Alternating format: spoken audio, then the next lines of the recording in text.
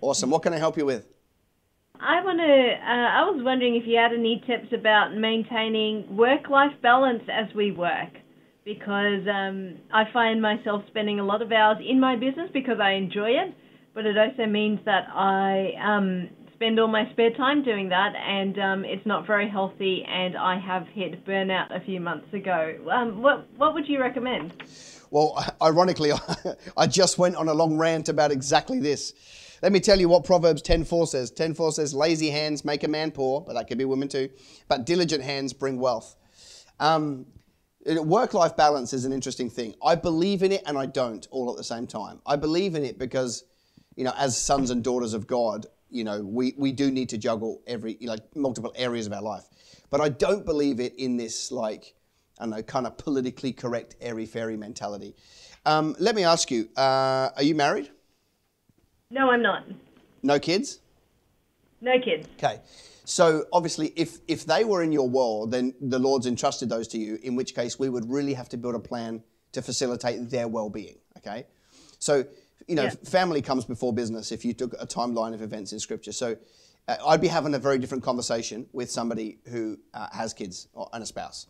But the fact that you don't, now you hit burnout. I feel like I can relate to you because if I didn't have a wife and kids, I would probably work, 18 hours a day because I love it, right? For me, Yeah. it's joy. And that's what you were saying is something similar.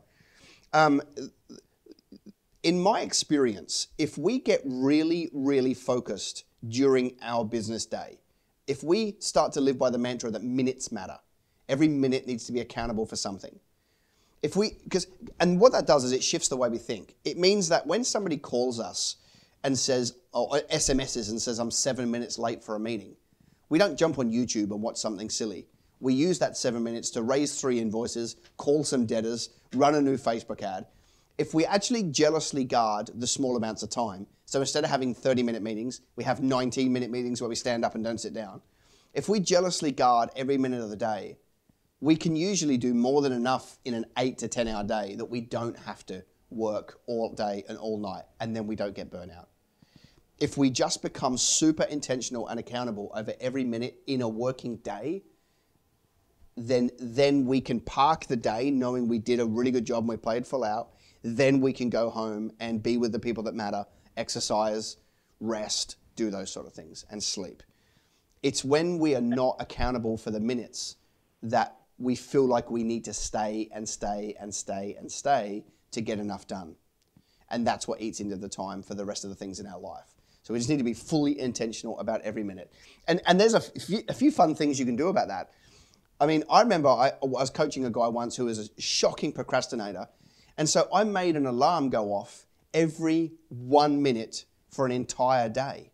And then he had to work out what task did he use that 1 minute for that helps him grow a business, right? And after a while, he really realized that, hang on a minute, I'm really intentional. For the first half of the day, he was shocking. He's like, I don't know where my time's going. It was all given on stuff that didn't matter. After a time, he said, hang on a minute, if I'm accountable for every minute, he saw his results increased and then he got it. If we do that, we don't have to worry about all the other stuff around us. And it's the only practical way that I know that you get so much more done that you don't have to stay at the office.